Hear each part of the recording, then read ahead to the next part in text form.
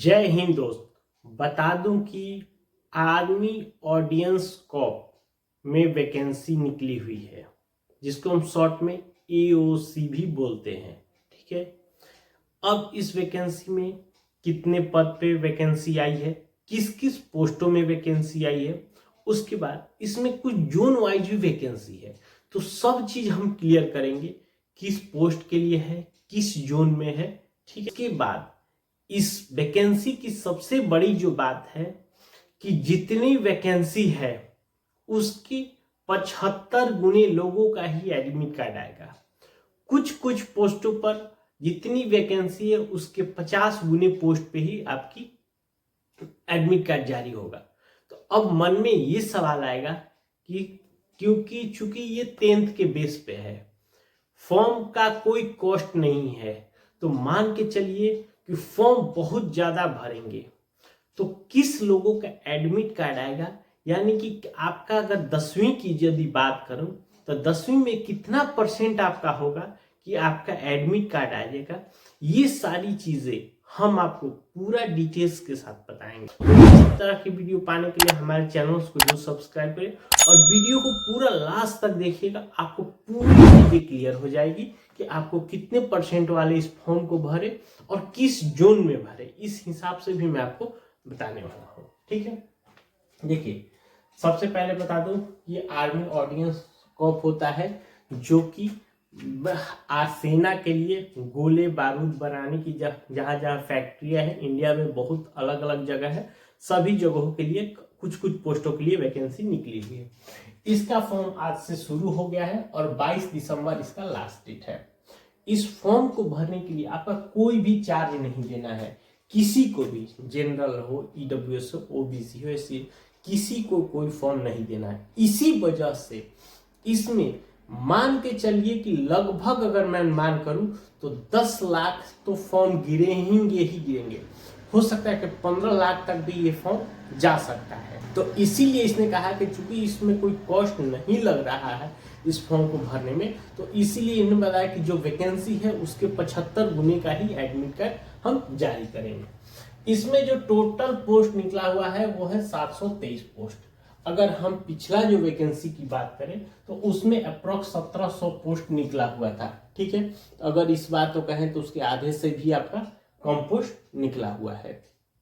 अब यहां देखिए हर एक पोस्ट का क्या क्वालिफिकेशन मांगा जा रहा है, क्या एज मांगा जा रहा है, आप सब चीज को एकदम क्लियर समझ लीजिए। सबसे पहला पोस्ट मटेरियल असिस्टेंट, जिसके लिए मात्र 19 पोस्ट है। इसके लिए आपका क्वालिफिकेशन ग्रेजुएशन मांगा गया है, एज 18 से 27 साल, और इसमें जो सैलरी मिलने वाली आपको 30,000 प्लस आपकी शुरुआती सैलरी रहने वाली है। दूसरा पोस्ट है जूनियर ऑफिसर असिस्टेंट का, 27 पोस्ट है, जिसमें से आपका 12th है, उसके साथ साथ आपका टाइपिंग है। देखिए टाइपिंग में आपका दोनों तरह से, आप हिंदी में भी कर सकते हैं, इंग्लिश में भी। अगर आप हिंदी में करते हैं तो आपको 30 वर्ड पर मिनट करना पड़ेगा, अगर इंग्लिश में करते हैं तो 35 वर्ड पर मिनट। ठीक है, आप जिसमें आपको प्रैक्टिस अच्छा है आप उस फॉर्म में वही चीज ऑप्शन में डालिएगा और उसी को आपका देना होगा। इसमें भी अगर एज की बात करें तो 18 साल से लेकर 25 साल, और सैलरी आपकी 20,000 के प्लस रहने वाली है। तीसरा है टेली ऑपरेटर ग्रेड 2, इसमें 14 पोस्ट है, जिसके लिए 12वीं पास होना चाहिए, साथ के साथ आपके 12वीं में इंग्लिश कंपलसरी होना चाहिए। इनका एक फैक्टर है, जिसके लिए आपको 18 से 25 साल एज रखा गया है और सैलरी आपकी 20,000 प्लस रहने वाली है। उसके बाद जो सबसे इंपॉर्टेंट पोस्ट है, जिस पोस्ट के लिए अगर बात करें कि सारे बच्चे लगभग इसी पोस्ट के लिए फॉर्म भरते हैं, क्योंकि ये केवल मात्र 10वीं के पास पे है, वो है ट्रेड्समैन मेट का, जिसके लिए वैकेंसी निकली हुई है 389 पोस्ट पे ये वैकेंसी निकली है। इसमें एज भी मांगा गया है तो 18 साल से लेकर 25 साल, आपकी सैलरी 20,000 के प्लस रहने वाली है। ठीक है, उसके बाद आता है सिविल मोटर ड्राइवर, इसमें मात्र 4 पोस्ट है, 10वीं के बेस पे है, लेकिन इसमें आपको हेवी मोटर व्हीकल का आपका लाइसेंस चाहिए।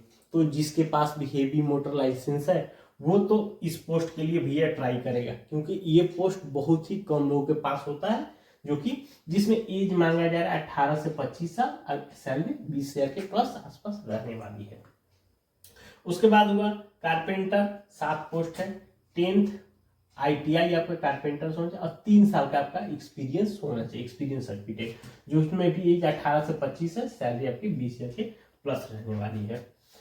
अब जो पोस्ट आता है पेंटर, इसमें 5 पोस्ट है, सेम इसी तरह है कि 10वीं होगा, आपका ITI होगा, 3 साल का एक्सपीरियंस होना चाहिए, एज 18 से 25 साल और आपकी सैलरी 20,000 के प्लस रहने वाली है।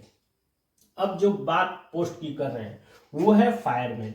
दूसरे नंबर पर ये पोस्ट है फायरमैन का, जिसके लिए आपका 247 पोस्ट पे वैकेंसी निकली है, मात्र 10वीं पास पे, 18 साल से लेकर 25 साल आपका एज रहेगा और 20,000 प्लस आपकी सैलरी रहने वाली है। उसके बाद पोस्ट आता है MTS का, जिसमें 11 पोस्ट है, मात्र 10वीं पास है, 18 से 25 साल और 20,000 प्लस आपकी सैलरी रहने वाली है। एक चीज बता दूं, मैं जितने भी एज यहाँ लिखे गए हैं ये हुआ जनरल का, लेकिन जो OBC होगा, OBC को आपको 3 साल की आपकी छूट रहने वाली है और SC ST का 5 साल की आपकी छूट रहने वाली है, जिस भी पोस्ट के लिए आप भरेंगे। जैसा अगर लेकिन अगर 27 है तो उसमें आप 3 जोड़ दीजिएगा तो उसमें आपका 30 हो जाएगा और SC ST के लिए आपको 32 हो जाएगा। इसी तरह जो सारे 25 वाले हैं उनको 28 साल OBC के लिए और 30 साल आपके SC ST के लिए आपके हो जाने वाले हैं। ये तो हो गया आपका जोन वाइज। इसमें से मैं बता दूं कि जो ज्यादातर जो फॉर्म बच्चे भरेंगे वो मात्र 3 पोस्ट के लिए है। पहला तो ट्रेड्समैन मेट के लिए, दूसरा फायरमैन के लिए और तीसरा MTS के लिए। यह क्योंकि इसमें मात्र केवल 10वीं पास है और सबसे पहला चीज क्या इसमें हो रहा है कि इसका आपका फी भरने का कोई भी आपको चार्ज नहीं देना है, ठीक। तो इसलिए इसका आपका फॉर्म इस तीनों पोस्ट पे भरे जाएंगे। अब अगर हम बात करते हैं देखिए जोन वाइज वैकेंसी का, तो जोन वाइज अगर हम बात करते हैं तो ईस्टर्न जोन है जिसमें 464 आपके पद है, जो कि सबसे ज्यादा पद है। अब ईस्टर्न जोन कौन कौन से में आते हैं, असम हो गया, अरुणाचल प्रदेश हो गया, नागालैंड हो गया, मणिपुर, मतलब आप एकदम पूर्वी क्षेत्र में आप चले जाइए, वहां का ये है। दूसरा आता है वेस्टर्न जोन, उसमें 51 पोस्ट है, जिसके अंदर आपका आता है दिल्ली, पंजाब, हिमाचल प्रदेश और हरियाणा, ये 4 स्टेट आते हैं, ये जगह मेन होता है। तीसरा जो है वो नॉर्दर्न जोन में, जिसमें 50 पोस्ट है, जिसके अंदर जम्मू कश्मीर और लद्दाख आता है। चौथा है आपका साउथर्न जोन में, जिसमें 91 पोस्ट है, जिसके अंदर आपका महाराष्ट्र हो गया, तेलंगाना हो गया और तमिलनाडु आपका आता है, जो कि साउथ में है और महाराष्ट्र है। साउथ वेस्टर्न में अगर बात करें तो 39 पोस्ट है, जिसके अंदर 2 स्टेट आते हैं, एक तो हो गया राजस्थान, दूसरा आपका गुजरात। उसके बाद 2 है सेंट्रल वेस्टर्न में आता है 18 पोस्ट, जिसके अंदर हो गया MP, UP, उत्तराखंड, ये 3 स्टेट। सेंट्रल ईस्टर्न में है 10 सीट, जो कि वेस्ट बंगाल, झारखंड और सिक्किम। देखिए अब बात यहाँ आती है कि जहाँ के बच्चे सबसे ज्यादा फॉर्म भरते हैं सरकारी जॉब के लिए वो है UP, राजस्थान, वेस्ट बंगाल, झारखंड, माने इन सब। और इन सब राज्यों में अगर हम बात करें तो वैकेंसी बहुत ही कम है। ज्यादातर जो वैकेंसी है यहाँ आपके पूर्वी क्षेत्रों में, आपका असम, अरुणाचल प्रदेश, नागालैंड, मणिपुर, माने उस साइड में है, ठीक है। और उसके बाद अगर आप बोलते हैं साउथर्न जोन, यानी महाराष्ट्र, तेलंगाना और तमिलनाडु। खैर उससे जोन से हमें कोई बात नहीं, कहीं पे भी हो, ठीक है तो इंडिया के अंदर ही हमें ये जॉब करनी है, सीधी सी बात है, ठीक है। अब हम बात करते हैं इसका सिलेक्शन करने का प्रोसेस। देखिए इसके सिलेक्शन करने की आपके 3 स्टेप है। पहला एग्जाम, देखिए एग्जाम जो होगा वो सभी पोस्टों के लिए होगा, कोई भी पोस्ट हो ऐसा नहीं है, बशर्ते उसमें आपकी लेवल अलग अलग होगा। उसके बाद PET PST, देखिए PET PST मैं बता दूं सबके लिए नहीं है, केवल ये है फायरमैन के लिए, ठीक है, और यहाँ पे MTS के लिए। उसके बाद आपका स्किल के टेस्ट होगा, जैसे अगर कोई ड्राइवर है, पेंटर है, उन लोगों का स्किल टेस्ट होगा, मैंने इस तरह से है, ठीक है। आपका एग्जाम पैटर्न समझ लीजिए। एग्जाम में जो आपसे क्वेश्चन पूछे जाएंगे वो देखिए, जनरल इंटेलिजेंस से आपके 50 क्वेश्चन रहेंगे, न्यूमेरिकल एप्टीट्यूड से आपके 25 क्वेश्चन रहेंगे, जनरल अवेयरनेस से आपके 25 क्वेश्चन रहेंगे और इंग्लिश लैंग्वेज एंड कॉम्प्रिहेंशन से आपके 50 क्वेश्चन, यानी कि कुल मिला के आपके 150 क्वेश्चन हो गए, 150 मार्क्स के हो जाएंगे और 2 घंटे आपके समय दिए जाएंगे। इसमें आपका 1/4 निगेटिव मार्किंग आपका रहेगा। अब समझिए बात को, ये एग्जाम का पैटर्न ये है, लेकिन यदि कोई मटेरियल असिस्टेंट के लिए भरेगा तो वो ग्रेजुएशन के लेवल का उसके पास क्वेश्चन रहेगा। अगर कोई जूनियर ऑफिसर या टेली ऑपरेटर के पोस्ट के लिए भरेगा तो उस पे इन सभी चीजों में 12th लेवल के आपके क्वेश्चन पूछे जाएंगे। उसके बाद अगर जो 10th के बेस पे है तो उन सब पोस्टों के लिए 10वीं लेवल के आपसे क्वेश्चन पूछे जाएंगे। यही चारों सब्जेक्ट से आपसे क्वेश्चन रहेंगे, बशर्ते आपका लेवल अलग अलग रहेगा, 10वीं के लेवल का, 12वीं के लेवल का, ग्रेजुएशन के लेवल का, ये आपके पोस्ट रहेंगे। ठीक है, अब बता दूं कि देखिए जो एक पीईटी और पीएसटी है उसमें आपको क्या पूछा जाएगा। देखिए इसमें जो फायरमैन है उसमें आपको 185 सेंटीमीटर हाइट है, ये केवल फायरमैन में ही ये माह है। ठीक है, उसका चेस्ट होगा 81.5 से लेके 85 सेंटीमीटर, मिनिमम 50 केजी वेट उसका होना चाहिए। उसमें जो दौड़ है 1.6 किलोमीटर आपके 6 मिनट में होगा। अब जो सबसे इसमें इंपॉर्टेंट चीज है जिसके वजह से लोग पास और फेल होते हैं, खासकर इस पोस्ट के लिए फायरमैन में, वो क्या है कि आपको 63.5 केजी का भार उठाना है। उसके बाद 83 मीटर आपको चलना है और 96 सेकेंड में।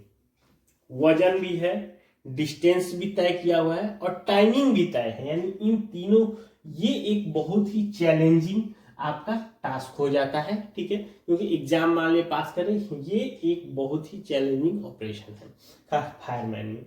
सेम इसी तरह क्या होता है कि एमटीएस में आपका हाइट वाइट तो नहीं पूछा जाएगा, लेकिन आपसे उसमें जो दौड़ मांगा जाएगा 1.5 किलोमीटर का 6 मिनट में और रनिंग रहेगा। और इसमें जो आपको करना है कि 50 केजी का वेट उठाना है, 200 मीटर आपको चलना है और 100 सेकेंड में। तो ये ही मेन आपका काम है। पिछले बार अगर आप देखेंगे तो ज्यादातर क्या हुआ था कि फीमेल का अगर यदि इन 2 पोस्टों पर अगर भर्ती है तो वजन उठाना बहुत ही, मतलब उनके लिए क्या बोले, वजन उठा भी नहीं पाती, क्योंकि 50 केजी वेट, एक अगर आज की डेट में अगर बात करें तो एक खाद का बोरी अगर जो है आप अगर उठाना है वो है 50 केजी। ठीक है, 63 केजी यानी उससे भी ज्यादा आपको उठाना है। तो ये हो गया।